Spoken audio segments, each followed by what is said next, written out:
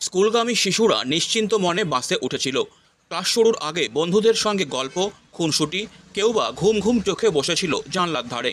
কিন্তু হঠাৎই বিকট শব্দ, তারপর ধুলোর ঘূর্ণি। এক মুহূর্তের জন্য থমকে গেল সকালের কোলাহল। আজ সকালে শিলিগুড়ি জলপাই মোড়ের কাছে চলন্ত স্কুল বাসের পেছনের চাকার অংশ হঠাৎ খুলে বেরিয়ে আসে। যান্ত্রিক ত্রুটির কারণে বাসের ডিফেনশন খুলে গিয়ে বাসটি রাস্তার মাঝে থমকে দাঁড়ায় বলে অভিযোগ। সৌভাগ্যবশত বড় দুর্ঘটনা এড়ানো গেলেও আতঙ্ক ছড়িয়ে পড়ে বাসের ভেতর। শিশুরা চিৎকার করে ওঠে, পথচারীরাও আতঙ্কিত হয়ে ছুটে আসেন। প্রত্যক্ষদর্শী গৌতম চন্দ্র মহন্ত জানিয়েছেন, স্পষ্টতই মেরামতির অভাবে এই ঘটনা ঘটেছে। বেসরকারি স্কুল বাসগুলির রক্ষণাবেক্ষণ নিয়ে বারবার প্রশ্ন উঠছে, কিন্তু সঠিক পদক্ষেপ নেওয়া হচ্ছে না।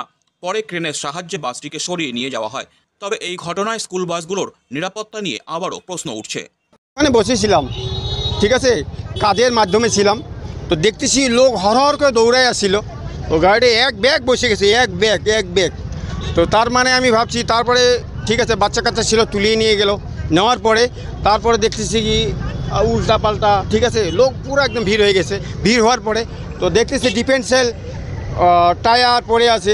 তার মানে ওইটা হলো কি অরিজিনাল মালিক, হয়তো মালিক যদি বলতে পারে তাহলে ঠিক আছে, যদি ড্রাইভার বলতে পারে ঠিক আছে, নাহলে এটা হলো মেরামতের ব্যাপার, যে মেরামতটা করে নেই, খালি চালাই যাচ্ছে চলে যাও, কিন্তু সেটা তো হয় না।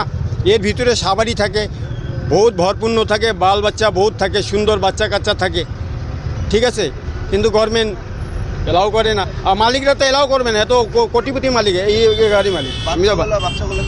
হ্যাঁ, বাচ্চাগুলো আলাদা ইসেতে গেছে, কিচ্ছু হয়নি। হ্যাঁ, লাগবে তো বাবা, একটা গাড়ি পড়া মানে কি আমাদের ঝাঁকি লেগে যায়, তো বাচ্চা তো লাগবে না। ড্রাইভার থাকে নাকি? ড্রাইভার নসিবে বেঁচে যায়, ওটা আলাদা ব্যাপার। চলে